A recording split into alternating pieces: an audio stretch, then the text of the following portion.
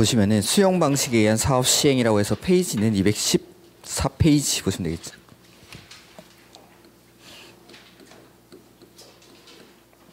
자, 일단 수용은 시행자가 하는 겁니다. 시행자가. 도시개발 사업의 시행자가 그 도시개발 사업에 필요한 토지를 수용할 수 있다라는 거. 근데 공공시행자만 하는 게 아니라 민간 시행자도 수용을 할 수 있습니다. 그래서 보면은 맨 앞에 수용의 주체라고 해서 그냥 시행자라고 돼 있죠. 그 앞에 생략된 말은 그냥 모든 시행자다라는 거예요. 모든 시행자. 그냥 시행자 이렇게 나오면은 모든 시행자를 말하는 겁니다. 근데 만약에 공공시행자에 국한되는 거, 민간시행자에 국한되는 거는 앞에다가 공공시행자, 민간시행자 이렇게 써줄 겁니다. 근데 만약에 그냥 시행자 나왔으면은 공공, 민간을 모두 포함한다는 거다라는 거. 그래서 시행자는 도시개발 사업에 필요한 토지 등을 수용하거나 사용할 수 있다라고 해서 제가 그 시설 사업할 때 수용의 대상이 되는 건 토지뿐만 아니라 토지에 있는 건물, 물건, 소유권의 권리까지도 수용이 대상이 된다라고 했었죠. 이게 토지 등입니다. 그래서 수용의 대상이 되는 건 토지, 건물, 물건, 권리 이런 것들을 그 다음에 수용시 동의라고 돼 있는데 거기 밑에 민간 동그라미. 그래서 수용은 시행자가 하는데 그 시행자 중에서 수용을 할 때 동의가 필요한 건 민간만. 그래서 맨날 시험에 나오는 게 이렇게 보면은 지방공사가 지방공사인 도시개발사업의 시행자가 수용을 하는 경우 면적 3분의 2 이상을 소유하고 소유자 총수 2분의 1 이상의 동의를 받아야 한다 이렇게 나옵니다. 맞습니까? 틀렸습니까?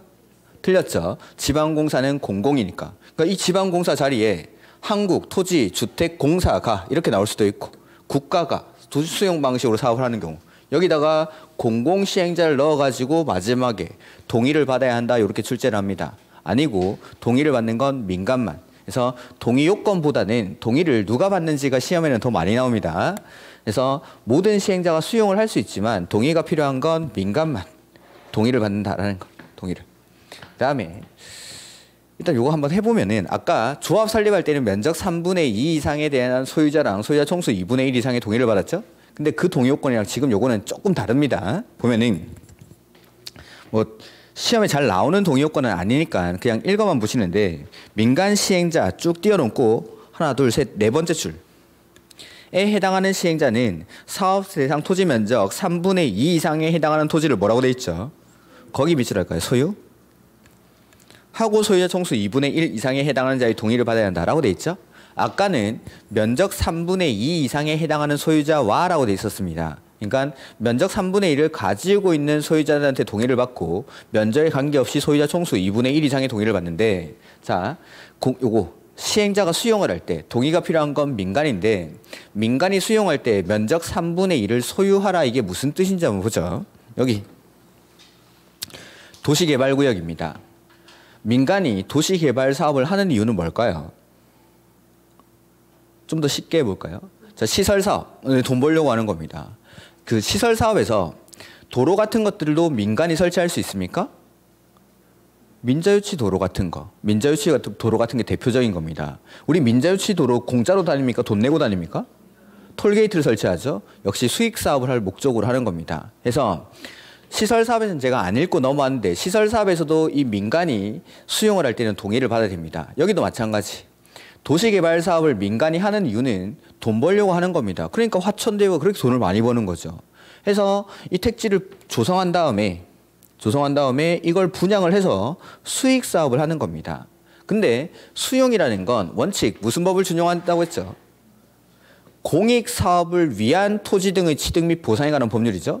근데 이 도시개발구역 전체를 민간한테 수용할 수 있는 권한을 준다라는 건 민간 돈 버는 걸 국가가 조력하는 것밖에 안 되는 겁니다.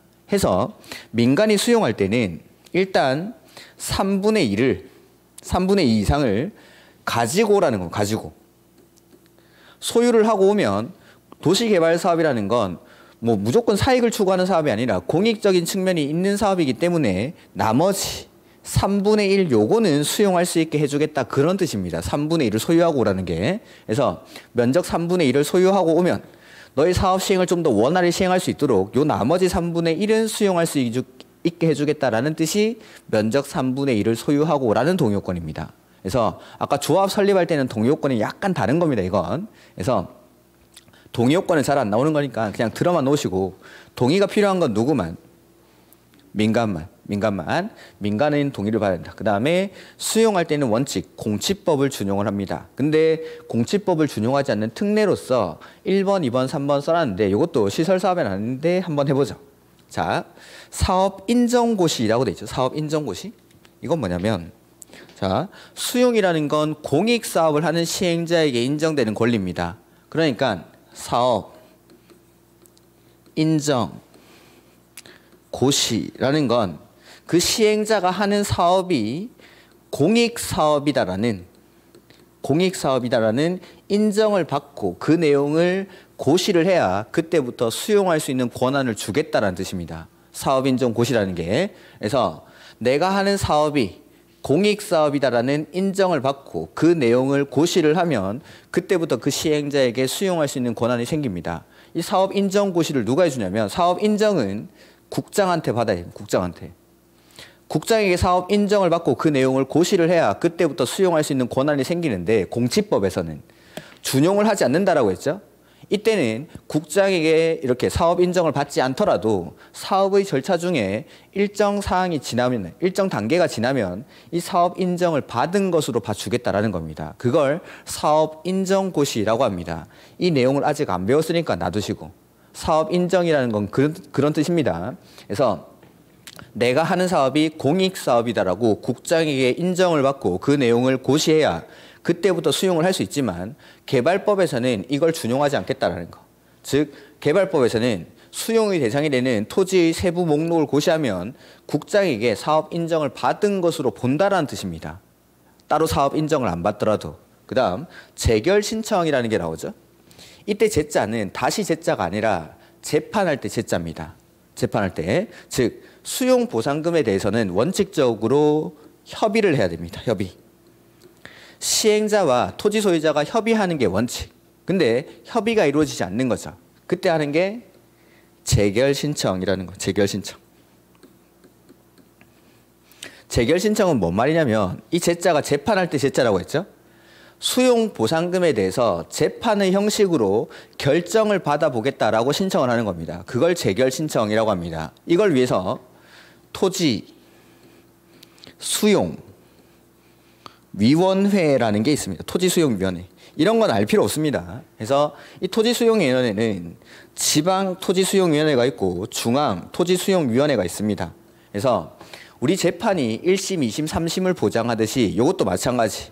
수용 보상금에 대해서 원칙은 협의를 해야 되는데, 협의가 안 되면 재판의 형식으로 결정을 받겠다라고 신청을 하는 겁니다. 첫 번째는 지방토지수용위원회에다가 이 결과를 받아들이면 끝. 근데 여기에 불복하면 이제 중앙토지수용위원회로 올라가는 겁니다. 요 결과를 받아들이면 끝. 근데 요거에도 불복하면은 이제 행정소송을 제기하는 겁니다. 행정소송을. 요렇게 재판의 형식으로 결정받아 보는 거, 이런 것들을 재결 신청이라고 합니다. 근데 이 재결 신청은 공치법에는 사업 인정 고시가 있은 날로부터 1년 안에 재결 신청을 하도록 돼 있습니다. 근데 역시 이것도 준용하지 않죠. 그러니까 사업 끝나기 전까지 언제든지 재결 신청을 할 수 있다라는 겁니다. 다시 해볼까요? 자, 공치법을 준용을 합니다. 수용을 할 때는. 근데 이 준용을 하지 않는 특례가 있다라는 거. 첫 번째는 사업 인정고시인데, 수용을 하기 위해서는 국장으로부터 내가 하는 사업이 공익사업이다라는 인정을 받아야 됩니다. 그리고 그 내용을 고시를 해야 그때부터 수용을 할 수 있는데, 여기서는 개발 사업을 할 때에는 국장에게 사업 인정을 받지 않더라도 요거 하면, 요게 뭔지는 제가 다음 과정에서 말씀드리겠습니다. 요거 하고 나면은 국장에게 사업 인정 고시를 받은 것으로 보겠다라는 거. 그 다음에 재결 신청이라는 건 수용 보상금에 대해서 다투는 겁니다. 수용 보상금은 원래는 시행자랑 소유자가 협의를 해야 되는데 협의가 안 되는 거죠. 이럴 때 첫 번째는 지방 토지수용위원회에다가 재결 신청을 하고, 그 다음에 중앙토지수용위원회, 그 다음에는 행정소송, 이렇게 다툴 수 있는 기회를 주겠다라는 겁니다. 이때 공치법에서는 사업인정고시로부터 1년 안에 재결 신청을 해야 됩니다. 공치법은. 근데 준용하지 않는다라고 했죠. 해서 사업할 때는, 도시개발 사업할 때는 사업 끝나기 전까지 하면 됩니다. 그 다음 마지막에 토지상환채권이라고 나오죠. 그래서 이런 상세한 내용들은 이거 외워야 되는 거니까 다음에 보도록 하고, 사전 현금 보상이라는 게 나오는데 215페이지. 이번에 보시면은 토지상환채권이라는 게 나옵니다. 토지상환채권. 제가 채권은 1, 2월 달에 한다라고 했었는데 여기 뭐 설명 안 하려고 안 갖고 왔는데, 자 보면은 그 공지법에는 시행자가 갑이라는 사람의 토지를 이렇게 수용을 합니다. 그러면 시행자는 갑에게 수용 보상금을 지급을 해야겠죠? 이때 공지법에서는 원칙 사전이라는 건 수용을 하기 전을 말하는 겁니다. 수용하기 전에 현금으로 수용 보상금을 지급하는 게 원칙입니다. 공지법상에서는. 근데 이 사전 현금 보상의 특례로서 도시개발사업으로 조성된 토지로 상환하는 채권을 발행할 수 있다라고 해서 이걸 토지상환채권이라고 합니다. 그러니까 원래는 수용을 하기 전에 현금으로 보상금을 지급을 해야 되지만, 토지상환채권의 경우 공사가 다 끝나고 나서 도시개발사업으로 조성된 토지로 상환을 할 수 있다라고 해서 이걸 토지상환채권 이렇게 부릅니다. 토지상환채권. 이 토지상환채권도 모든 시행자가 발행할 수 있습니다. 모든 시행자가. 그래서 지금은 요 말뜻만 알아두시면 되는데, 자 토지로 상환하는 채권인데 여기 상환자 들어가죠. 공법에서 채권이 4개 나올 거라고 했습니다. 우리가 지나가면서 하나는 본 적이 있습니다. 매수 청구권에서. 자, 매수 청구를 하기 위해서는 일단 10년이 경과하고 지목이 대인 토지 소유자가 청구를 하죠. 매수 청구를 받은 매수 의무자는 원칙적으로 현금을 지급해야 됩니다. 근데 예외적으로 채권을 발행할 수 있습니다. 그게 도시군 계획 시설 채권이었는데 설명을 안 하고 넘어왔습니다. 그 다음에 상세한 내용은 제가 요거는 1, 2월 달에 할 건데, 요 상환자 들어가는 채권들은 기명식 증권이라고 합니다. 기명식 증권. 기명식이라는 건 채권에 이름이 써져 있다라는 겁니다. 채권자의 이름이. 그러니까 채무자가 채무를 지급할 때에는 채권에 써져 있는 채권자의 이름이랑 채권 소지자가 일치한지를 확인하고 채무를 지급을 해야 됩니다. 이거의 반대말이 뭐냐면 무기명 채권. 이건 채권에 이름 써져 있는 거. 무기명 채권은 채권에 이름 안 써져 있는 거. 대표적인 게 뭘까요? 자, 무기명 채권은 채권에 이름이 안 써져 있죠. 그러니까 채권 소지자, 채권을 가지고 있는 사람을 채권자로 추정을 해줍니다. 그럼 내가 채권을 제시하면 그 사람은 나에게 채무를 지급을 해야 됩니다. 그런 게 뭐가 있을까요? 여러분 지갑에 있을 수 있는데, 백화점 상품권. 그게 바로 대표적인 무기명 채권입니다. 그러니까 내가 롯데백화점 가가지고 상품권 내면 그만큼 상품을 지급을 하는 거죠. 근데 요거는 상환자 들어가는 채권은 채권에 이름이 써져 있다. 기명식 증권이다라는 거. 그 다음에 모든 시행자가 발행을 하는데 공공시행자도 발행할 수 있고 민간 시행자도 발행할 수 있습니다. 근데 이 민간 시행자를 우리는 믿을 수 있습니까? 없습니까? 없죠. 그래서 민간이 채권을 발행할 때는 항상 지급 보증을 받아야 합니다. 이건 채권에 공통적으로 적용되는 겁니다. 다른 채권들도. 그래서 상환자 들어가면 기명식 증권이고 민간 시행자가 채권을 발행할 때에는 지급 보증을 받아야 됩니다. 그리고 토지상환채권을 발행할 때에는 승인받아야 됩니다. 이거 누가 승인해 줄까요? 지정권자. 개발법은 생각도 할 필요 없으면 그냥 다 지정권자. 개발법은 지정권자. 해서 이런 내용들만 한번 볼까요? 가로 1번에 발행권자라고 돼 있죠? 맨 앞에 시행자 동그라미 할까요? 아까 말씀드렸지만 그냥 시행자라고 써져 있으면 공공, 민간을 다 포함하는 거라고 했습니다. 그래서 모든 시행자는 소유자가 원하면, 자, 원하면이라는 건 원칙은 뭐 줘야 되죠? 현금. 원칙은 현금을 지급해야 되는데 예외적으로 발행하는 채권이니까 소유자가 원할 때만 발행할 수 있다는 겁니다. 원하면 미출. 매수대금의 일부라고 돼 있죠? 거기도 미출. 어떤 뜻인지는 다음에 보도록 하죠. 하여 대통령령으로 정하는 바에 따라 사업 시행으로 조성된 토지로 상환하는 채권이니까 토지를 주는 건 당연한데 건물로도 상환할 수 있습니다. 토지나 건물 미출. 발행할 수 있다라고 돼 있고 가로 2번에 지급 보증이라고 돼 있죠. 보증을 받아야 되는 건 누구만? 맨 앞에 민간 동그라미. 마지막에 보증을 받은 경우에만 미출. 가로 3번에 채권을 발행할 때는 누구한테 승인을 받죠? 마지막 줄 지정권자의 승인 미출. 그다음에 발행 조건이라고 돼 있는데 토지상가채권의 이유는 뭐 이유를 미출하시고 그 밑에 줄에 발행자가 정한다 미출. 채권을 발행하는 목적은 채권을 우리가 사는 이유는 이자를 취득하기 위해서죠. 그러니까 이율이 상당히 중요합니다. 채권에서는 요거는 발행자가 정합니다. 그 뒤에 토지상가 채권은 거기 뒷장 넘기는 게 아니라 그 바로 밑에 김영식 증권 미출. 상환자 들어가면 김영식 증권입니다. 요 정도만. 그 다음에 217페이지. 거기 보시면 선수금이라는 게 나오죠. 선수금. 우리 선수금이 뭐죠? 돈 미리 받는 거. 그러니까 요것도 아까 도시개발 사업으로 조성된 토지를 조성토지라고 했고 원래 형태 그대로 공급하는 땅을 원형지라고 했죠. 이렇게 조성토지나 원형지를 공급받는 자로 하여금 해당 대금의 전부나 일부를 미리 받을 수 있습니다. 시행자가. 그걸 선수금이라고 합니다. 이건 뭐 시험에 그렇게 자주 나오는 내용은 아니니까 다음에 설명을 드리겠습니다. 그 다음 218페이지 5번에 보시면은 원형지 공급과 개발이라고 돼 있죠. 자, 원형지가 지금 이거 개발되기 이전 상태 그대로 주는 땅을 원형지라고 부릅니다. 근데 이 원형지는 너무 많이 공급하면 안 되겠죠. 도시개발 사업을 안 한 거랑 똑같아지는 겁니다. 그래서 전체 도시개발구역 면적의 3분의 1 이내에서만 공급을 합니다. 왜 이걸 공급하는지 한번 보죠. 보면은 자, 시행자는 이라고 돼 있고 도시를 자연 친화적으로 개발하거나 복합적 입체적으로 개발하기 위해서 필요한 경우에는 대통령령으로 정하는 절차에 따라 미리 지정권자의 승인 미출하시죠. 원형지를 공급하여 개발하게 할 수 있다라는 거. 이 경우 공급될 수 있는 원형지 면적은 전체 도시개발구역 면적의 밑줄 3분의 1 이내로 한정.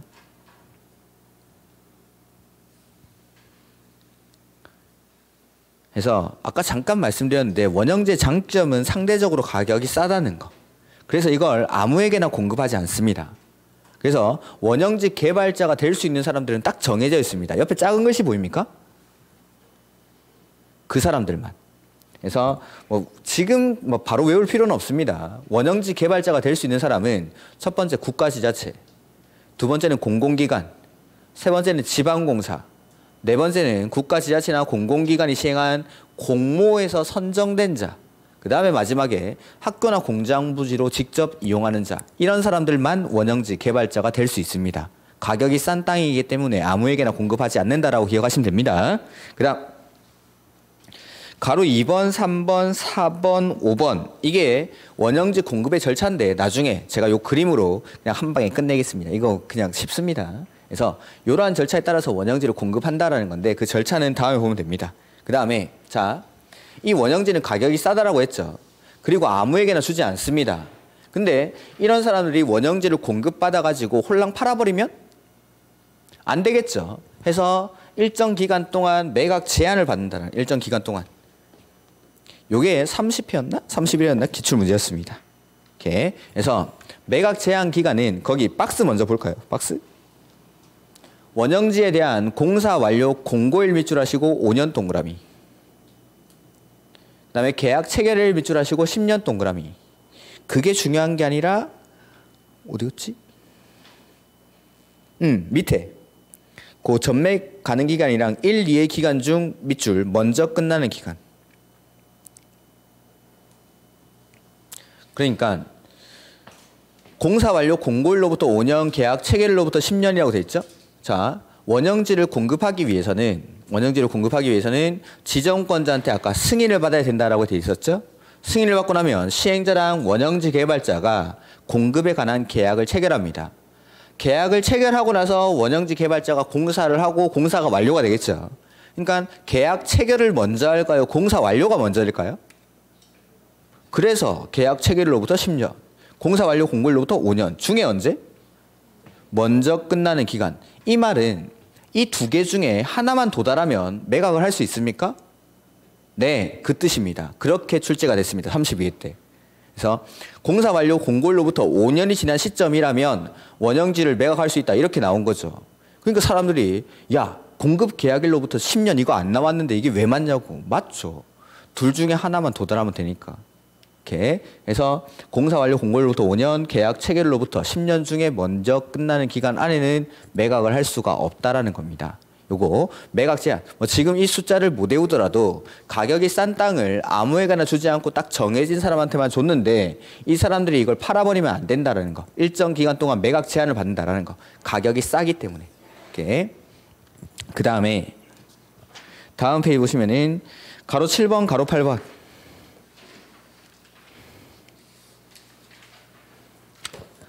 자, 원형지를 공급할 때에는 지정권자한테 승인을 받아야 됩니다. 근데 이 승인을 취소하는 경우가 있습니다. 취소하는 경우가. 그 다음에 이렇게 승인을 받고 나면 시행자는 원형지 개발자와 계약을 체결하죠. 근데 이 계약을 해지할 수 있는 경우가 있습니다. 그게 7번, 8번입니다. 이거 다음에 보겠습니다. 이런 것들은. 그 다음에 가로 9번.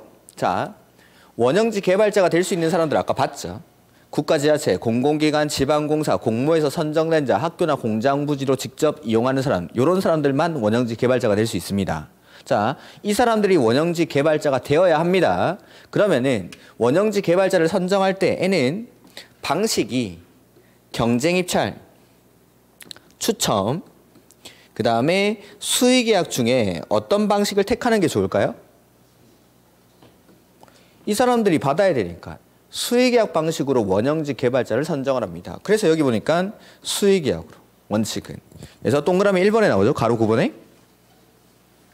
원형지 개발자 선정은 밑줄 수의계약. 원칙만 일단 기억하죠. 아무나 받으면 안 되니까 수의계약으로 공급한다라고 기억하시면 됩니다. 그 다음에 2번, 3번 이런 것들은 다음에 보죠. 그 다음에 옆에 조성토지의 공급 나오죠. 조성토지는 도시개발사업으로 만들어진 토지, 그걸 조성토지라고 합니다. 자, 아까 도시개발사업을 하는 이유가 뭐라고 했죠? 돈 벌려고 사업하는 겁니다. 그럼 내가 만약에 시행자라면 이렇게 공사비를 들여서 이렇게 조성토지를 조성을 했죠. 이거 나라면 누구한테 팔까요? 내가 시행자면 이거 누구한테 팝니까? 그렇죠. 돈 제일 많이 주는 사람한테 팔아야 됩니다. 돈 제일 많이 주는 사람한테 팔기에 가장 좋은 방법은 경쟁입찰, 추첨, 수의계약 중에 뭐죠? 네, 그래서 조성토지는 경쟁입찰 방법으로 공급을 합니다. 이런 것들을 외우는 게 아니라 조금만 생각을 해보면은 이거 원형지는 아무나 받으면 안 되니까 수의계약. 근데 조성토지는 제일 비싸게 팔아야 되니까 원칙은 경쟁입찰 하겠다라는 거. 근데 우리는 요 추첨을 외울 겁니다. 추첨을. 그래서 원칙은 경쟁입찰 하는데 예외적으로 추첨이나 수의계약의 방법으로 공급할 수도 있다라는 겁니다. 이렇게. 그래서 추첨이 요 4개 정도밖에 안 됩니다. 그래서 요 4개를 외울 겁니다. 나중에.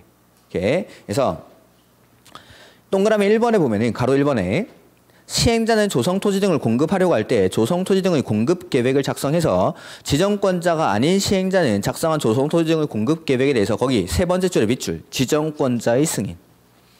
그래서 원형지든 조성토지든 공급할 때에는 공급 계획을 작성해서 지정권자한테 승인을 받습니다. 이렇게. 그 다음에 나머지 내용은 지금 됐습니다. 그 다음에 가로 2번에 뭐 1번도 나중에 보긴 봐야 되는데 일단 이거 놔두시고 동그라미 2번에 원칙적 공급 방법 나오죠? 원칙은 조성토지 어떻게 공급하죠? 밑줄 경쟁입찰 원칙은. 동그라미 3번에 공급 방식의 특례라는 게 나오죠? 첫 번째 추첨이 있는데 이걸 나중에 외울 겁니다. 자, 추첨이라는 건 어떤 뜻이냐면 가격을 딱 정해놓는 겁니다. 가격은 정해놓고 이 가격에 응찰할 사람들 막 넣는 거죠. 상자 안에. 그리고 나서 뽑기하는 겁니다. 즉, 이 토지들은 가격이 올라가면 안 됩니다. 가격이 올라가면 안 되는 토지들이라서 가격을 정해놓고 쭉 추첨을 하겠다라는 겁니다. 추첨을. 첫 번째, 국민주택 규모 이하라는 건 주거전용 면적이 85제곱미터 이하인 주택입니다. 이거 서민주택이죠. 택지 가격이 올라가 버리면은 이런 아파트 가격은 당연히 분양가는 올라가는 겁니다. 그러니까 이거는 가격을 정해놓고 뽑기하겠다라는 뜻입니다. 그 다음 공공택지, 요거는 추첨합니다. 그 신도시 같은 데 가보면은 아파트가 막 대형 건설사가 아니라 무슨 마을 이런 거 되게 많습니까? 그게 뽑기의 결과입니다. 뽑기의 결과.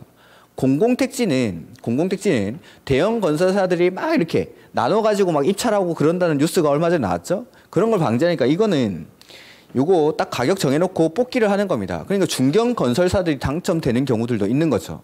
그런 사람들이 짓는 거 무슨 마을 이렇게 짓는 겁니다. 이렇게. 그 다음에 330제곱미터 이하의 단독주택 용지라는 거. 330제곱미터면 평으로 따지면 100평. 단독주택 부지가 100평입니다. 와, 이거 엄청 큰 데라고 할 수 있지만 부지가 100평이면 건폐율 같은 거 적용해버리면 건평은 얼마 안 되는 겁니다, 이게. 단독주택 부지 중에서도 그렇게 크지 않은 부지입니다. 그러니까 이런 것들은 우리 신도시 가보면은 신도시에 딱 거기는 신도시는 이 구획을 나눠가지고 이런 데는 막 아파트만 있고 이런 데는 막 빌라만 있고 여기는 딱 단독주택만 있습니다. 이런 거. 단독주택 부지 쪼개가지고 이거 분양하죠. 이런 것들은 가격 정해놓고 뽑기합니다. 330제곱미터 이하인 것들은. 그 다음에 공장용지. 공장용지는 택지 가격이 상승하면 최종 생산품의 가격이 당연히 상승하겠죠. 그래서 이런 것들은 가격 정해놓고 뽑기한다라는 거. 그러니까 막 무작정 외우는 게 아니라 이런 것들은 가격이 올라가면 안 되는구나라고 생각하시면 됩니다. 마지막 거 이건 다음에 보면 됩니다. 이렇게. 그리고 수익계약이라는 건 이 사람이 꼭 받아야 되는 겁니다. 그러니까 대부분이 공적 목적이라고 생각하시면 됩니다. 공적 목적일 때는 수익계약을 합니다. 그래서 거기 222페이지? 수익계약 방식 보이죠? A에 보면 학교 용지, 공공청사 용지 이런 것들. 그다음에 B에 보니까 임대주택 건설 용지 이런 것들. 아니면 그 사람한테 밖에 줄 수 없는 그런 토지들이 있습니다. 하나 보여드리면 F 볼까요? F? 토지의 규모 및 형상, 입지 조건 등에 비추어 토지 이용 가치가 현저히 낮은 토지입니다. 해서 인접 토지 소유자 등에게 공급하는 것이 불가피하다고 시행자가 인정할 때, 그러니까 그 사람 말고는 이걸 가질 사람이 없는 거죠. 그럼 그 사람한테 수익계약하는 겁니다. 이렇게. 그래서 수익계약이 많으니까 이걸 외울 게 아니라 우리는 추첨 요걸 외울 겁니다. 요걸. 그래서 다음 중 조성 토지를 추첨의 방법으로 공급할 수 있는 경우는 하면은 외운 것 중에 하나 고르면 됩니다. 다음 중 조성 토지를 수익계약으로 공급할 수 있는 경우는 하면은 외운 거 이것들이 나올 겁니다. 제끼고 하다 보면 하나 남을 겁니다. 그거. 이렇게 그렇게 푸는 겁니다. 그 다음 조성 토지의 가격 평가라고 돼 있죠. 오른쪽 페이지. 원칙은 감정가로입니다. 감정가. 조성 토지의 가격은 원칙은 감정가. 다만 예외적으로 감정가 이하로 할 수 있다라는 거. 원칙적인 가격보다 싸게 준다라는 건 어떤 걸까요?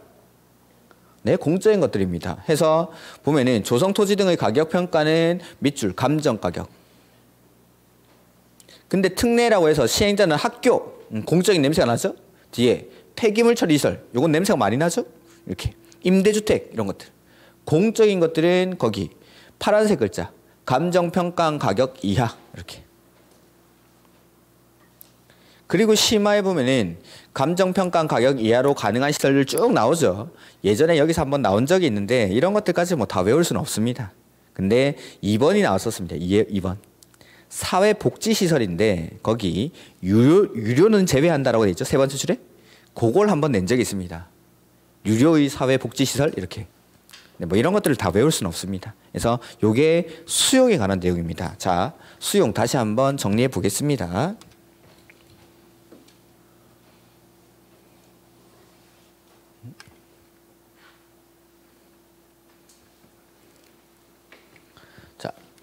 수용은 모든 시행자가 수용을 하는 겁니다. 시행자가. 즉 공공이든 민간이든 모든 시행자가 수용을 할 수 있죠.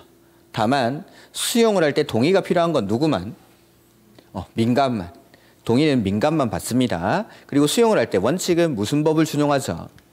공치법을 준용하는데 공치법을 준용하지 않는 특례가 있다라는 건 공치법과 다르게 적용을 하겠다라는 거죠. 그래서 뭐 사업 인정고시, 재결 신청 기간이라는 게 있고 원칙적으로 수용 보상금은 사전에 수용을 하기 전에 현금으로 보상하는 게 원칙이지만 이 사전 현금 보상을 예외로 발행하는 채권이 토지 상환 채권이다라는 거죠. 토지 상환 채권. 그래서 토지 상환 채권을 발행할 수 있다라는 거. 예외적으로. 그래서 토지로 공사가 다 끝나고 나서 토지로 상환하는 채권. 상환자 들어가면 무슨 증권이라고 했죠? 김영식 증권. 그리고 민간 시행자가 채권을 발행하려고 합니다. 뭐 받아야 되죠? 지급 보증을 받은 경우에만. 그 다음 원형지는 상대적으로 조성토지에 비해서 가격이 싼 땅입니다.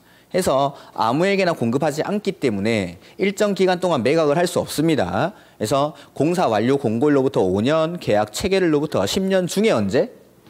먼저 끝나는 기간 안에는 매각을 할 수가 없다라는 거. 그리고 원형지를 공급할 때에는 지정권자의 승인을 받아야 됩니다. 승인을. 그리고 이런 사람들만 원형지 개발자가 될 수 있죠. 이건 뭐 나중에 봐도 됩니다. 이런 것들은. 해서 아무나 받으면 안 되니까 원형지 개발자를 선정할 때는 어떻게 선정하죠? 수의계약으로. 수의계약으로. 원형지 가격도 다음에 보도록 하고. 오케이. 그 다음 조성토지인데 조성토지는 원칙 어떻게 공급하죠? 경쟁입찰 비싸게 팔아야 되니까. 다만 우리가 다음에 요 추첨을 외울 겁니다. 그 다음에 조성토지 가격은 어떻게? 감정가. 다만 공적인 것들은 감정가 이하로 공급할 수 있다라는 거. 그래서 뭐 수용 방식은 그렇게 어렵진 않습니다. 근데 이제부터 요 환지 방식부터 문제가 조금 어려워집니다. 그래서 그 공법이 지금까지는 요까지는 좀 할만합니다. 할만한데 요 환지 방식부터 조금 복잡해집니다. 환지 방식 그다음에 정비법 요쪽이 조금 이제 고비긴 한데 환지 방식은 어려운 이유가 민법적인 내용이 좀 많이 들어가 있습니다. 반대로 말하면 여러분의 민법 실력이 증가하면 증가할수록 환지는 쉬워집니다.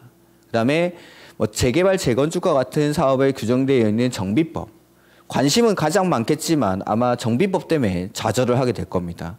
정비법은 조금 복잡한 법이긴 합니다. 근데 여기서부터 일단은 오늘 환지 방식에서는 좀 생소한 용어들이 많이 나올 겁니다. 그 용어를 설명하는데 좀 중점적으로 설명을 드리겠습니다. 해서 보면은 아까 환지 방식이라는 건 이렇게 토지가 막 삐뚤삐뚤하게 있습니다. 삐뚤삐뚤하게. 이런 삐뚤삐뚤한 토지들을 네모 반듯하게 바꾸는 겁니다. 해가지고 환지 말 그대로 토지를 바꿔주는 방식, 교환하는 방식입니다. 기존 종전 토지 소유자에게 이렇게 정리한 토지로 바꿔주는 방식을 환지 방식이라고 하고 환지 방식으로 사업을 할 때에는 여기 환지 계획이라는 걸 수립해야 됩니다. 환지 계획. 요걸 제가 좀 더 설명하기 편하도록 좀 도식화해서 단순화해 보면은 이렇게 되는 겁니다. 이렇게. 그래서 지금 이 토지는 효용도 많이 떨어져 있고 공공시설도 많이 부족한 토지입니다. 근데 이걸 환지 방식으로 사업을 해서 효용도 증진시키고 공공시설도 확충하기 위해서 하는 사업이 바로 환지 방식이다라는 거. 오케이. 그러면은 종전 토지 소유자. 자, 이 토지를 가지고 있는 사람한테 이렇게 정리된 토지로 바꿔줍니다. 이렇게 되면 원래 내가 가지고 있던 토지 면적이 있을 테고 내가 받게 되는 토지 면적이 있을 텐데 보통은 내가 받게 되는 토지 면적이 종전보다 늘어날까요? 줄어들까요? 줄어들겠죠. 그걸 감에서 보상받는다라고 해서 감보라고 합니다. 감보. 이건 법에서는 잘 쓰는 용어는 아니니까 참고로만 보시면 됩니다. 왜 작게 받는지를 한번 보죠. 자, 기존의 토지는 공공시설이 많이 부족했습니다. 근데 여기서는 공공시설을 확충하죠. 그 공공시설 설치 비용을 돈을 걷는 게 아니라 기존 소유자들한테 토지를 지급받습니다. 해서 공공시설 때문에 작게 받게 됩니다. 그걸 공공시설 감보 이렇게 부르고 공공시설 감보. 그 다음 이런 모양의 토지가 이렇게 바뀌기 위해서는 뭐가 필요할까요? 돈. 사업비가 들어가 있죠? 근데 이 사업비 역시 돈을 걷는 게 아니라 기존 소유자들한테 토지를 받습니다. 토지를 받아서 비용에 대체되는 토지다라고 해서 이걸 채비지라는 걸 지정합니다. 그리고 이 채비지를 처분을 해서 사업 비용으로 충당을 하는 겁니다. 채비지라는 건 비용에 대체되는 토지, 비용에 대체되는 토지, 이걸 채비지라고 합니다. 그러니까 작게 받게 되는 이유는 공공시설 때문에 작게 받게 되고 채비지 때문에 작게 받게 됩니다. 이걸 공공시설 감보, 채비지 감보라고 부르고 작게 받게 되는 비율을 감보율 이렇게도 하는데 감보율 이런 것들은 법에서는 잘 쓰지 않습니다. 이런 것들은 이제 참고로 보시고 자 이렇게 사업을 한다라는 거. 효용이 떨어져 있고 공공시설도 부족한 토지를 환지 후에는 효용도 증진시키고 공공시설도 확충하기 위해서 이렇게 사업을 하게 되면 원래 내가 가지고 있던 면적보다 보통은 작게 받게 된다고 했죠? 그래도 괜찮습니까? 면적이 줄어들어도 토지 가치는 아마 유지가 될 겁니다. 효용이 증가됐으니까 이 가격, 땅값이 올라갔겠죠. 그러니까 면적이 줄어들어도 별 상관이 없다라는 거. 그래서 환지하기 전에 내가 1억짜리 토지 가지고 있었죠? 그럼 환지 후에도 1억짜리로 맞춰주는 거. 이게 원칙입니다. 이걸 평가식이라고 합니다. 평가식. 우리가 정비사업 같은 거 할 때 이렇게 합니다. 정비사업 할 때. 정비사업 할 때 원래 내가 정비구역 안에 재개발, 재건축구역 안에 가지고 있던 아파트가 3억짜리였습니다. 근데 내가 분양 신청을 5억을 하는 거죠. 5억짜리를. 그러면은 종전에 3억짜리를 가지고 있었으니까 2억의 분담금을 추가 분담해야 됩니다. 이렇게. 그래서 가격을 맞춰준다는 거. 3억짜리 가지고 있었으니까 3억은 인정해주고 2억 더 내라고 하는 겁니다. 이것도 마찬가지. 종전에 내가 1억짜리 가지고 있었으면은 1억짜리 토지로 맞춰주겠다라는 겁니다. 요걸 평가식이라고 한다. 가격을 평가한다라고 해서. 근데 예외적으로 면적을 맞춰줄 수도 있습니다. 토지 이동이 경미하거나 단순한 정비 등의 목적으로 환지 사업을 했을 때, 즉 환지 전후에 토지 가격 변동이 크지 않은 겁니다. 그럴 때는 면적을 맞춰줄 수도 있다라는 거. 그걸 면적식이라고 합니다. 면적식. 이렇게. 그다음 보통 이렇게 면적식이라는 걸 사업할 때, 면적식으로 사업을 할 때는 여기 나오는 토지 부담률이라는 게 적용됩니다. 토지 부담률은 뭐냐면, 자, 도시개발 사업을 할 때 아까 공공시설이나 채비지 때문에 작게 받는다라고 했죠? 그러면 공공시설이나 채비지 목적으로 내가 부담해야 되는 토지의 비율이다라고 해서 이걸 토지 부담률이라고 합니다. 사업을 위해서 부담해야 되는 토지의 비율, 이게 토지 부담률. 그러면 실제로 한번 해보죠. 원래 내가 가지고 있던 면적이 50제곱미터였습니다. 근데 이 지역의 토지 부담률을 50%로 가정을 해보죠. 그러면 환지 후에 내가 받게 되는 면적이 얼마가 되죠? 이렇게 되는 겁니다. 자, 원래 가지고 있던 면적을 기준 면적이라고 하는데 이거 중요한 말 아닙니다. 근데 환지 후에 내가 받게 되는 면적, 그걸 권리 면적이라고 합니다. 왜냐하면 내 소유권은 환지 사업 이후에는 여기 있을 거니까. 내 권리가 여기 있을 거니까 이걸 권리 면적이라고 합니다. 자, 환지 방식을 하는 목적은 효용을 증진시키기 위해서 사업을 하는 거죠. 근데 이렇게 권리 면적이 상당히 작은 토지들이 있을 겁니다. 이런 토지들을 나눠주다 보면은 효용이 감소할 수도 있습니까? 자, 우리 개발행위 허가에서 허가를 받아야 하는 행위가 6가지 있었죠. 건축물의 건축, 공작물의 설치, 토지의 형질 변경, 토석 채취, 토지의 분할. 이 토지의 분할에서 토지를 크게 분할할 때 허가받는다고 했습니까? 작게 분할할 때 허가받는다고 했습니까? 토지를 잘게 쪼개버리면 효용 가치가 떨어지면서 난개발을 유발할 수 있다고 했죠. 마찬가지. 권리 면적이 너무 작은데 이걸 다 쪼개가지고 나눠주다 보면은 오히려 효용이 감소될 수 있다라는 거. 해서 이렇게 면적이 너무 작은 토지들을 뭐라 부르냐면 과소토지라고 합니다. 과소토지. 그리고 이런 과소토지들은 환지를 지정하지 않을 수 있습니다. 환지를 지정하지 않는다라고 해서 이걸 환지 부지정 이렇게 부르면 환지 부지정. 이렇게 해서 자, 그리고 내가 가진 토지가 과소토지인지 아닌지를 판단할 때에는 원래 내가 가지고 있던 면적이 아니라 내가 받게 되는 면적, 요 권리 면적을 가지고 과소토지 여부를 판단하게 됩니다. 다시 한번 해보죠. 자, 환지 방식은 효용이 떨어져 있고 공공시설이 부족한 이런 토지를 사업을 통해서 효용도 증진시키고 공공시설도 확충한 후에 기존 소유자에게 이렇게 정되는 토지를 바꿔주는 방식, 이걸 환지 방식이라고 합니다. 이렇게 환지 방식으로 사업을 하게 되면 종전에 내가 가지고 있던 토지 면적보다 내가 받게 되는 면적은 보통은 늘어납니까? 줄어듭니까? 줄어드는데 그걸 감보라고 하고 작게 받게 되는 이유를 보니까 공공시설 때문에 작게 받게 되고 채비지 때문에 작게 받게 됩니다. 이걸 공공시설 감보, 채비지 감보 이렇게 부릅니다. 채비지가 뭐였죠? 비용에 대체되는 토지. 나중에 책에 보면은 비용에 충당하기 위한 땅 이렇게 나올 겁니다. 그래서 비용에 대체되는 토지다라고 해서 이걸 채비지라고 부릅니다. 그 다음에 면적을 맞춰주는 경우를 면적식이라고 하는데 그 면적을 맞춰줄 때 기존 면적에다가 토지 부담률이라는 걸 적용합니다. 내가 사업을 위해서 부담해야 되는 토지의 비율이다라고 해서 이걸 토지 부담률이라고 합니다. 이 토지 부담률을 적용해서 내가 받게 되는 면적, 이걸 뭐라 부르죠? 권리 면적. 내 소유권은 여기 있으니까. 근데 이 권리 면적이 너무 작은 토지들, 그걸 뭐라고 하죠? 과소토지. 과소토지. 이런 사람들한테는 환지를 지정하지 않을 수 있습니까? 그걸 환지 부지정이라고 합니다. 환지를 지정하지 않는다라고 해서. 그 다음 환지 방식으로 사업을 할 때는 맨 처음에 환지 계획이라는 걸 작성합니다. 환지 계획. 그러니까 우리가 앞에서 배웠던 뭐 개발 계획, 실시 계획과는 별도로 요 따로 환지 계획이라는 걸 시행자가 작성을 해야 됩니다. 그리고 환지 계획을 작성할 때는 기준이 있습니다. 7가지. 그래서 보면은 책에 나올 건데 나중에 위치, 지목, 면적, 토질, 수리 이게 사실은 인데 외우기 위해서 이렇게 바꿔놓은 겁니다. 이용 상황, 그 다음에 환경 이러한 것들을 고려해서 환지 계획을 작성을 합니다. 위지면 토수리 환경, 강원도 평창군 위지면 토수리 이렇게 환경.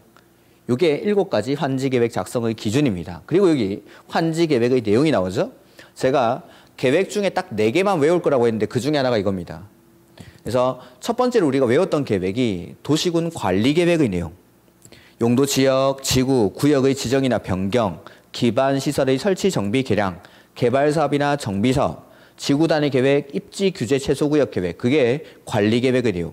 그 다음에 간단하게 하고 넘어왔지만 지구 단위 계획의 내용을 외울 겁니다. 지구 단위 계획. 그 다음에 이거 시험에 나옵니다. 다음 중 환지 계획의 내용에 해당하는 것은 아니면 뭐뭐는 환지 계획에 포함되어야 한다. 이런 식으로 출제를 합니다. 이렇게 해서 요까지 한번 보도록 할까요? 224페이지.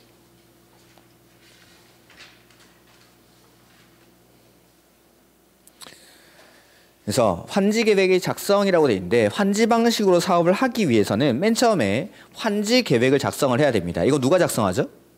시행자가. 시행자는 도시개발 사업의 전부나 일부를 환지 방식으로 시행하려면 다음의 사항이 포함된 환지 계획을 작성해야 한다.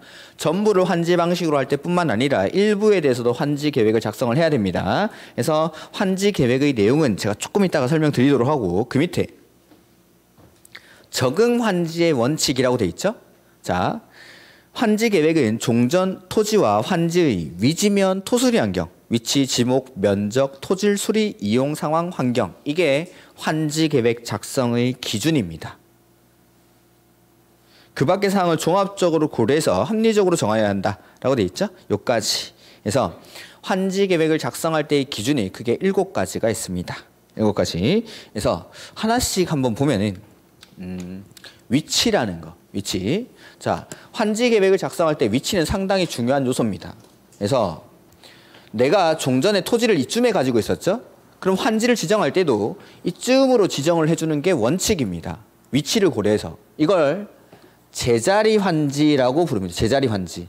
이런 것들은 우리 법에서는 쓰는 용어가 아니니까 그냥 들어만 놓으시면 됩니다. 그래서 위치를 고려해서 종전 위치 근처로 환지를 지정해주는 게 원칙. 근데 어쩔 수 없는 사유로 종전 위치에 환지를 지정하지 못하고 다른 곳에다가 환지를 이렇게 지정하는 경우가 있습니다. 이걸 뭐라고 부르냐면 비환지라고 합니다. 비환지. 환지가 아니다라는 뜻이 아닙니다. 여기 날비자를 쓰는 겁니다. 원래 내 환지는 이쯤에 지정을 해야 되는데 환지의 위치가 이쪽으로 훅 날랐죠? 그래서 비환지. 이렇게 해서 위치를 고려해서 환지를 하겠다라는 거. 그 다음 두 번째는 지목입니다.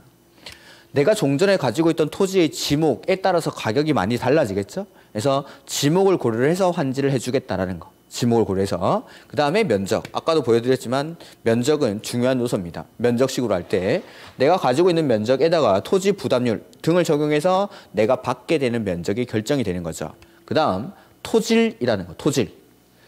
내 땅은 아주 비옥한 땅이라서 1년에 쌀이 30가마 생산이 됩니다. 그러면은 나머지 신도시를 만들고 나서도 도시개발 사업이 끝난 후에도 30가마가 생산되는 땅을 맞춰줘야 됩니까? 신도시 만든 거죠, 이거? 신도시면 이거 다 아스팔트입니다.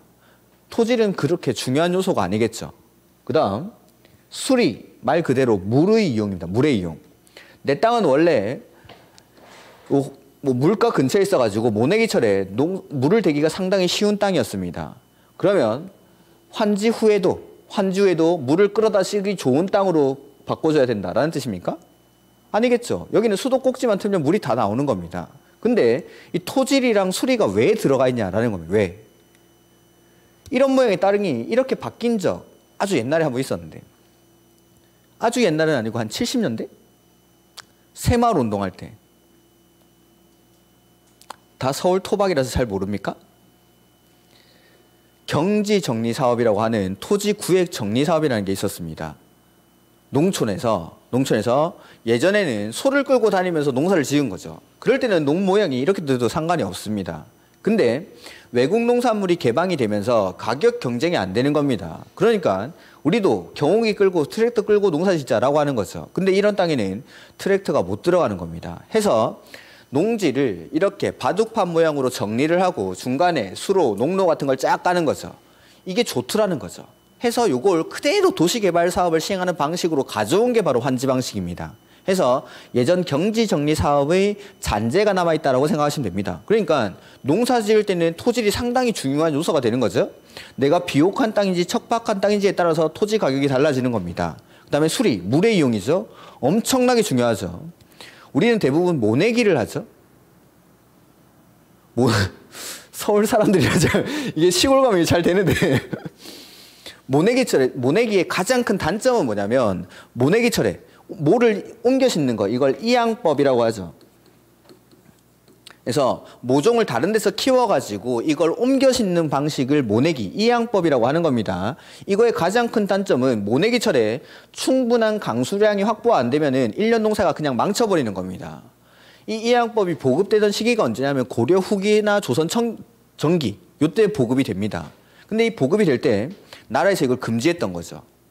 왜냐하면 수리 시절이 발달되지 않은 시기에는 이 이양법을 썼다가 봄 가뭄이 오면은 1년 농사를 망쳐버리는 겁니다. 그러면 나라에서 가장 큰 문제, 세금이 안 거치면 세금이. 쌀로 옛날에는 세금을 걷었는데 이 세금이 안 거치는 거죠. 그래서 금지를 했음에도 불구하고 국민들은 몰래 한 겁니다. 이양법의 가장 큰 장점은 뭘까요? 벼보리 이모작이 가능해집니다. 이걸 하게 되면. 봄철까지 보리를 키워가지고 수확을 하고 나서 그 이후에 이 벼를 옮겨 심으면 되니까. 그러니까 벼는 세금, 징수의 대상인데 보리는 세금을 안 걷는 거죠. 그래서 몰래 이걸 했습니다. 했다가 나라에서 계속 금지를 하다가 임진왜란 이후에 너무 이걸 많이 하니까 수리시설을 정비를 하기 시작하는 거죠. 그래서 조선 후기가 되면 이양법이 널리 보급되었다. 이게 국사책 192페이지에 나오는 겁니다. 이게. 그래서 그 모내기를 하기 위해서는 반드시 물의 이용이 필요하다라는 거. 그래서 우리가 시골에 가면은 하늘에서 비가 오면은 농사 짓고 비 안 오면 농사 못 짓고 그런 땅을 뭐라 부르죠? 다 아시면서 그 모른 척하고 천수다. 이렇게. 하늘에서 물을 준다 이 말이죠. 이런 것들. 농사를 지을 때는 물의 이용이 중요하다라는 거. 그래서 토질이라든지 수리 이런 것들은 뭐 환지를 할 때는 크게 중요한 요소는 아닙니다. 그다음 뭐 이용 상황, 환경, 내가 이 토지가 어떻게 이용되고 있는지, 주변 환경은 어떤지 이러한 것들을 고려해서 가격을 결정하게 되는 겁니다. 이게 환지 계획 작성의 기준. 그다음 위에 보면은 환지 계획의 내용이 있죠. 224페이지 위에 박스. 지금부터 그거 하나씩 보죠. 첫 번째가 뭡니까? 환지 설계. 환지 설계는 쉽게 말하면은 이거면 이거. 지도. 그러니까 환지하고 나서 1번지, 필지를 각각 어떻게 구분할지인데 환지를 한 이후에 뭐 1번지, 2번지, 3번지, 4번지 이렇게 구획을 어떻게 나눌지에 관한 내용입니다. 그 다음에 이 환지를 할 때 평가식으로 할지 설계식으로, 면적식으로 할지 이런 내용들이 들어가는 겁니다. 이렇게 그냥 지도를 작성을 하는 겁니다. 지도를. 이렇게. 그 다음에 여기 보면은 환지는 환지 전 토지가 있고 환지 후 토지가 있죠. 이 명세들이 들어가야 됩니다. 환지 전 1번지, 2번지, 3번지, 4번지는 누가 얼마를 가지고 있는지를 쭉 씁니다. 그 다음에 환지 후에 1번지는 누구한테 주고 2번지는 누구한테 주고 3번지는 누구한테 줄 거다라는 걸 환지 계획에 정하는 겁니다. 그러면 이번에 필지별로 된 환지 명세라고 돼 있죠? 필지별로 된 환지 명세. 그 다음에 3번에 필지별 권리별로 된 청산 대상 토지 명세라고 돼 있습니까? 자, 필지별로 된 환지 명세. 그건 환지 전 토지일까요? 환지 후 토지일까요? 환지 명세니까 환지 후 토지입니다. 거기 옆에다가 새 거라고 쓸까요? 새 거? 새 거. 새로 생긴 토지입니다. 요새 MDS들은 새 거를 새삥이라고 하는 새삥. 그 지코 아시나? 지코. 새삥. 그 다음에 그럼 3번은 헝거겠죠. 필지별 권리별로 된 청산 대상 토지 명세. 이게 헝거. 그러니까 새로 내가 받게 되는 걸 환지라고 하는 거고 종전에 가지고 있던 토지를 청산 대상 토지라고 하는 겁니다. 이렇게. 근데 차이가 보니까 자, 이번에는 필지별로 된 환지 명세라고 돼 있죠? 이건 소유권을 표시한다라는 겁니다. 즉 여기 환지 후에 1번지는 갑한테, 2번지는 을한테, 3번지는 정한테 주겠다라는 걸 정하는 겁니다. 필지별로 소유권이 누구에게 기속되는지. 근데 3번에 보니까 필지별 권리별로 된 청산 대상 토지 명세라고 돼 있죠? 그 권리는 소유권 외의 권리를 말하는 겁니다. 그러니까 필지별이라는 건 1번지는 누구 거, 2번지는 누구 거인데 여기는 소유권 외의 권리도 표시하겠다라는 뜻입니다. 왜 그런지 한번 보죠. 자, 환지전 1번지 토지는 지금 갑이라는 사람이 500제곱미터를 소유를 하고 있습니다. 그리고 이 토지에는 A라는 사람이 저당권을 가지고 있다라고 해보죠. 저당권을. 물권법 배우셨겠죠? 물권법? 물권법에 담보물권, 용익물권 이런 거 배웠습니까? 담보물권의 특성 이런 것도 했습니까? 뭐 수반성, 부종성, 불가분성, 물상대위성 이런 거 했을 텐데. 그렇죠? 그렇죠. 했으니까. 자, 갑은 환지전 1번지 토지를 소유하고 있는 사람입니다. 근데 환지 사업이 다 끝나고 나면 갑의 소유권은 이제 환지 후 이 토지로 이전하겠죠? 본물권이 이전하면 담보물권은 종전 토지에 남아 있어야 됩니까? 이거 새로 취득하는 권리에 따라와야 됩니까? 따라와야겠죠. 이걸 담보물권의 특성 중에 수반성이라고 부르는 거죠. 본물권에 이전하면 담보물권도 따라간다. 그러니까 여기는 표시할 필요가 없다라는 거. 근데 만약에 사업을 하는 도중에 갑이 자신의 채무를 변제를 했습니다. 그러면 이 저당권은 등기 말소를 해야 등기 소멸하는 게 아니라 자동으로 채무가 존재하지 않으면 이건 소멸해야 되죠. 이걸 뭐라고 하죠? 부종성. 채무가 있어야 이거 저당권, 담보물권이 존재할 수 있다는 거. 그래서 근저당권을 뭐라 부릅니까? 부종성의 완화라고 하죠. 근저당권은 채무가 일시적으로 소멸하더라도 근저당 권리가 소멸하는 게 아니니까. 그런 걸 안 배웁니까? 제가 20년 전에 민법을 배울 때는 그런 거 배웠는데. 그래서 자, 존재하고 있다라면은 수반성에 의해서 내가 취득하는 권리로 따라오는 겁니다. 근데 채무가 변제가 됐다라면은 부종성에 의해서 이건 소멸하는 겁니다.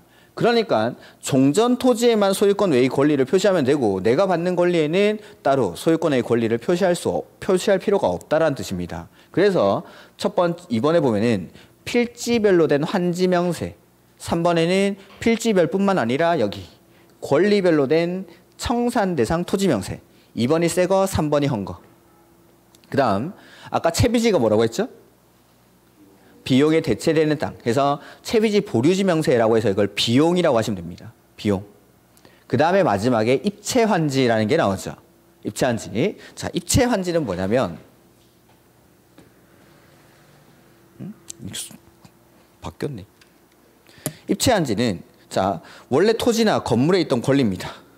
원래 토지나 건물에 있던 이 권리를 환지라는 건 토지로 바꿔줘야 되는데 입체환지는 구분 소유 대상이 되는 건물을 지어서 구분 소유권과 대지 지분으로 바꿔주는 거. 이걸 입체환지라고 합니다. 입체환지. 그래서 원래 이런 평평한 토지로 바꿔주는 거. 이걸 평면환지 이렇게 평면환지. 근데 토지나 건물에 있던 권리를 구분 소유 대상이 되는 이런 입체적인 건물을 지어서 이 구분 소유권과 그리고 구분 소유권자는 땅 밑에 대지 지분을 가지고 있겠죠? 이 대지 지분으로 바꿔주는 것. 이걸 입체환지라고 합니다. 입체환지. 이렇게 평평한 토지로 바꿔주면 평면환지. 토지나 건물에 있던 권리를 입체적인 건물을 지어서 구분 소유권과 대지 지분으로 바꿔주면 이게 입체환지입니다. 이게 환지 계획의 내용입니다. 그래서 간단하게 그냥 요거 요렇게 외우죠. 설계, 새거, 헌거, 비용, 입체환지. 환지 계획의 내용은 설계, 새거, 헌거, 비용, 입체환지. 토지를 토지로 바꿔주는 방식이니까 종전 토지 명세가 들어와야 되고 내가 받게 되는 토지 명세가 들어와야 됩니다. 이렇게. 그리고 사업을 하는데 들어가는 비용이 들어와야 되고 예외적으로 입체 환지를 계획했을 때는 입체 환지에 관한 내용까지도 환지 계획에 포함된다라는 거. 자, 그 다음에 계획을 4개를 외울 거라고 했는데 정비법에 가면은 관리처분계획이라는 게 나올 겁니다. 관리처분계획이 그거 이거랑 똑같습니다. 관리처분계획이라는 건 정비사업에 나오는 거라고 했죠. 정비사업이라는 거 뭐 미리 잠깐 보면은 여기 뭔가 배경부터 시커멓죠. 노후불량 건축물이 밀집한 되게 주거환경이 안 좋은 지역입니다. 나는 원래 이 정비구역 안에 토지나 건물을 가지고 있던 사람인 거죠. 내 권리가 원래 여기 있었는데 여기서 정비사업을 해가지고 새로 아파트를 짓습니다. 여기에 입주할 수 있는 권리로 바꿔주는 거죠. 방금 환지는 토지를 토지로 바꿔줬죠. 정비사업은 이런 권리를 여기 새로 짓는 아파트에 입주할 수 있는 권리로 바꿔주는 겁니다. 토지를 토지로 바꾸나 권리를 권리로 바꿔주나 이게 똑같다 이 말이면 똑같다.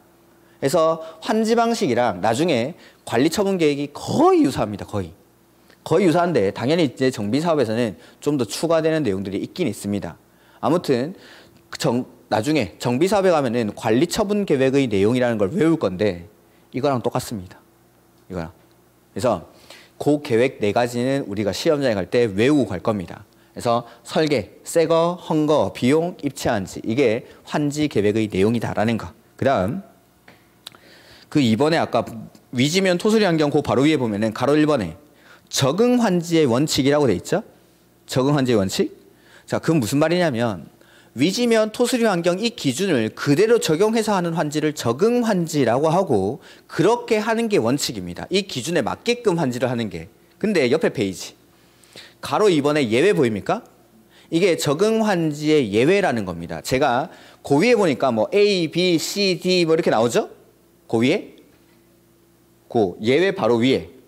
그걸 제가 여기 간단하게만 써볼 겁니다. 1, 2월 달에는 이걸 좀 더 상세하게 제가 환지 계획을 작성을 해서 가지고 올 겁니다. 근데 오늘은 좀 필요한 것만 몇 가지만 좀 여기에 써보면은 자, 환지 계획에는 환지 전 토지가 들어와야 되죠.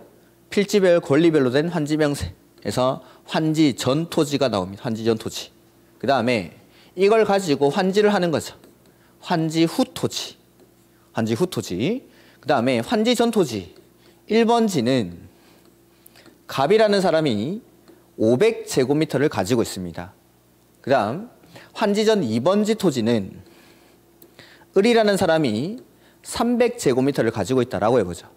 그 다음에 환지 전 3번지 토지는 병이라는 사람이 5000제곱미터를 가지고 있습니다. 그 다음에 환지 전 4번지 토지는 정이라는 사람이 500제곱미터를 가지고 있다라고 해보겠습니다. 이게 필지별, 권리별로 된 청산 대상 토지 명세인데 제가 1월 달에는 여기다가 임차인들, 저당권들까지 다 넣어서 올 겁니다. 그거는 이 자료로 만들어 놨으니까 오늘은 간단하게만. 그 다음에 이걸 가지고 환지를 하는데 토지 부담률을 50%라고 가정을 하겠습니다. 토지 부담률은 50%. 그 다음에 아까 권리 면적이 너무 작은 토지를 뭐라고 불렀죠?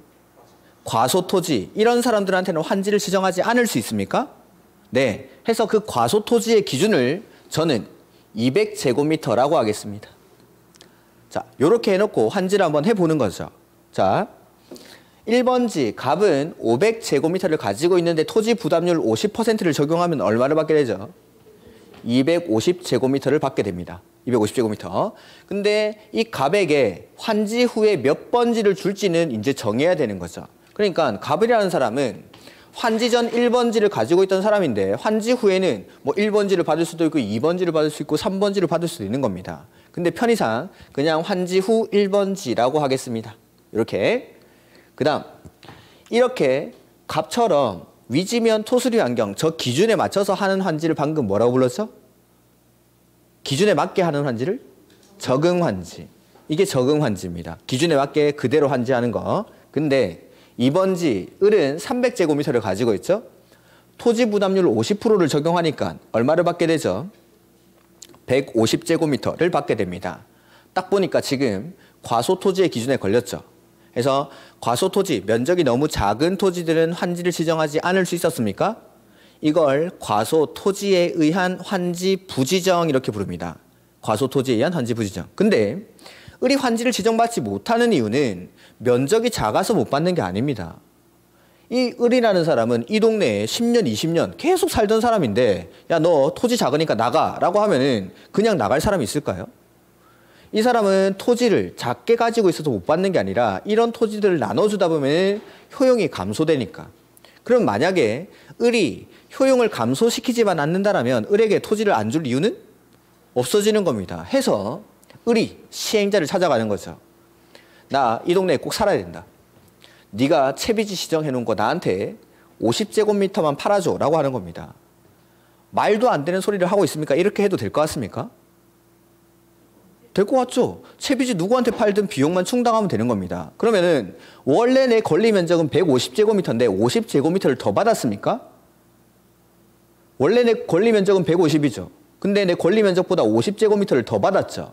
해서 이걸 더 받았다라고 해서 증환지라고 합니다. 증환지. 내 권리보다 더 받았으니까. 근데 이 병은 토지를 5000제곱미터나 가지고 있습니다. 이 사람은 토지 부담료를 적용하면 얼마를 받게 되는 사람이죠? 2500. 근데 나는 면적이 2500제곱미터나 필요가 없습니다. 그리고 딸내미가 결혼한다고 해서 급히 현금이 필요한 거죠. 그래서 토지는 2000제곱미터만 받고 나머지 500제곱미터는 돈으로 받고 싶습니다. 그렇게 해도 될까요? 네. 내 권리 면적보다 지금 500제곱미터 작게 받았습니까? 아까 더 받으니까 뭐였죠? 증환지. 덜 받으면 뭘까요? 네, 그겁니다. 안 받으면 환지, 부지정, 더 받으면 증환지, 덜 받으면 과만지 이렇게 되는 겁니다. 그 다음 정은 500제곱미터를 가지고 있는데 토지 부담료를 적용하면 얼마를 받게 되죠? 250. 근데 이 정은 시행자를 찾아가주면 나는 이 동네 막 진절머리가 난다. 이 동네 더 이상 살기 싫다 하면서 나는 환지받기 싫어요 라고 하는 거죠. 이렇게 환지받기 싫다는 사람한테도 억지로 환지를 지정할까요? 그렇지 않습니다. 역시 환지를 지정하지 않습니다. 아까 환지 지정 안 하는 걸 뭐라고 했죠? 환지 부지정. 이긴 한데 을이 환지를 지정받지 못하는 이유랑은 다르죠. 을은 아까 과소토지라서 환지를 지정받지 못했는데 정은 내가 환지받기 싫어요 라고 한 겁니다. 이걸 신청 동의에 따른 환지 부지정이라고 합니다. 내가 신청을 했으니까. 요거 가지고 지금부터 예외를 설명드립니다. 요거 가지고. 그래서 자, 동그라미 1번에 환지 부지정이라고 돼 있죠? 보면은 기역에 그 파란색 글자 보면 동의 등에 의한 환지에서의 제외라고 돼 있죠? 이게 여기 정. 내가 동의를 했으니까. 그래서 토지 소유자가 밑줄 신청하거나 동의하면 그 밑에 줄에 환지를 정하지 아니할 수 있다. 다만 이하는 일단 다음에 보죠. 그래서 이걸 신청 동의에 따른 환지 부지정이라고 합니다. 오케이. 다음 페이지. 면적을 고려한 환지라고 돼 있죠? 면적을 고려한 환지. 그래서 기역에 보시면은 시행자는 면적 규모를 조정할 특별한 필요가 있으면 거기 면적이 밑줄 작은 토지. 작은 토지니까 을입니다. 을. 면적이 작은 토지는 과소 토지가 되지 아니하도록 밑줄 면적을 늘려 내 권리 면적보다 더 받을 수 있습니까? 여기 50제곱미터를 더 받아줘. 면적을 늘려. 그러니까 이게 증환지. 환지를 정하거나 이렇게 면적이 작은 토지는 환지 대상에서 제외할 수도 있습니까? 여기 을은 150제곱미터일 때는 환지 대상에서 제외하겠다는 거. 환지 대상에서 제외할 수 있고 이게 과소 토지에 의한 환지 부지정입니다. 그 다음 그 뒤에 면적이 넓은 토지 밑줄. 병이죠. 이렇게 면적이 넓은 사람들은 그 면적을 줄여서 환지를 정할 수도 있습니까? 줄여서 밑줄. 그게 과만지. 더 줄 수도 있고 덜 줄 수도 있고 안 줄 수도 있습니다. 더 주는 걸 증환지, 덜 주는 걸 과만지, 안 받으면 환지 부지정. 오케이. 그리고 환지 부지정에는 사유가 두 가지가 있죠. 과소토지에 의한 환지 부지정도 있고 신청 동의에 따른 환지 부지정도 있다라는 거. 이렇게 생소한 용어들이 좀 나오고 있습니다. 근데 그냥 간단하게 생각하면 됩니다. 더 받을 수 있고 덜 받을 수 있고 안 받을 수 있고 더 받으면 증환지, 덜 받으면 과만지, 안 받으면 환지 부지정. 최근 기출문제에 뭐가 나왔냐면 면적이 넓은 토지는 환지 대상에서 제외할 수 있다 이렇게 나왔습니다. 병을 환지 대상에서 제외할 수 있습니까? 을이 제외되는 거죠. 그러니까 그러니까 면적이 작은 토지는 환지 대상에서 제외해야 된다라고 나와야 되는데 면적이 넓은 토지를 환지 대상에서 제외할 수 있다 이렇게 나온 적이 있습니다. 이렇게 말장난이죠. 시험장에서 그런 것들을 빨리 읽다 보면은 구분을 해내기가 상당히 어렵다라는 겁니다. 이렇게 환지 부지정이라는 게 있었는데 하고 그냥 넘어가는 거죠. 이렇게 그래서 그렇게도 출제를 했다라는 거. 그 다음에 공공시설 용지 등에 관한 조치 이건 지금 안 볼 겁니다. 그다음에 동그라미 이번에 입체환지라는 게 나오죠. 자, 입체환지는 방금 말씀드렸는데 토지를 토지로 바꿔주는 게 아니라 구분 소유 대상이 되는 건물을 지어서 구분 소유권과 대지 지분으로 바꿔주는 거 그게 입체환지였습니다. 그래서 보면은 시행자는 도시개발 사업을 원활히 시행하기 위해서 특히 필요한 경우 토지 또는 건축물 소유자의 밑줄하죠. 신청을 받아. 내가 가만히 있으면 건물을 주는 게 아니라 나는 토지 말고 구분 소유 대상이 되는 건물을 받고 싶어요 라고 신청을 해야 됩니다. 입체환지는. 해서 그 뒤에 보니까 건물의 일부와 그 건축물이 있는 토지에 공유 지분을 부여할 수 있다라는 거. 요 정도까지만. 예, 입체환지가 무슨 뜻인지만 기억하시면 되고 나머지 내용들은 다음에 볼 겁니다. 그 다음 228페이지 한번 가볼까요?